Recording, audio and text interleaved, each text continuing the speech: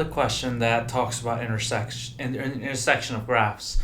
I'm going to repeat this again. I've said this in a couple of videos before in this particular section. Is when you're dealing with intersections of the graph on the SAT, most likely the equations they give you, you're somehow or in some way going to set them equal to each other.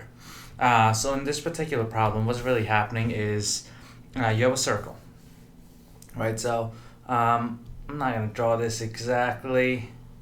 Not going to be very neat, sorry. I'm just freehanding it all. So let's say you have a circle right there, right?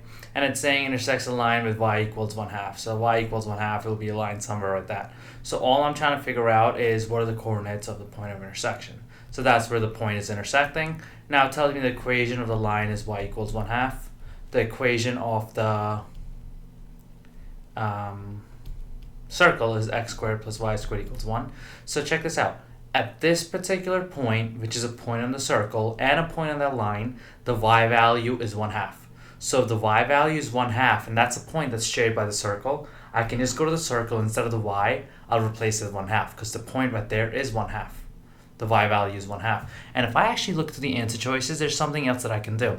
Check out the answer choices. You know that the y value there is 1/2 and the y value there is 1/2 of the circle. It's saying what are some of the points of intersection. I can eliminate any answer that doesn't have 1/2 in the y value. So A is gone. You see that? So A, the y value is 3/4 here and negative 3/4 here. But I know the y value is 1/2. And if you look at answer choice B, C, and D, they all include 1/2. So let's see. Now let's just try to solve for the x. So if I have x squared plus 1/2 squared equals 1. 1/2 squared, I have to square both the numerator and the denominator, so that'll become x squared plus 1/4 equals 1. And then this becomes x squared minus 1/4 from here, so that means minus 1/4 from here. So that'll leave me with 3/4.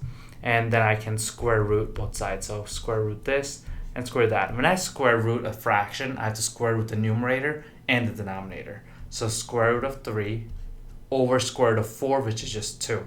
And remember, it's going to be plus or minus that. So one value of x is going to be positive square root of 3 over 2. And another value of x will be negative square root of 3 over 2. So I know that one of the points of intersection is square root of 3 over 2, comma 1/2.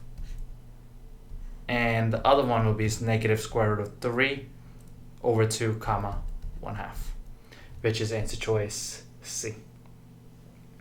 Really, again, I know it sucks cramming things at times, but I want to save the deeper understanding for a different lesson. If there's an intersection that's happening, you're either going to be substituting, you're going to be setting them equal to each other. That's just really what you want to take away. So if you get stuck on a test, don't know where to go with those type of problems, try setting them equal to each other, and more than likely the x value, y value that you do come out with, you should be able to at least eliminate 2 or 3 of the answer choices. Well, if you eliminate 3, obviously you'll have 1 left, but you should definitely be able to eliminate 1 or 2 to get your chances up to 50% of getting something right. So here the answer should be C.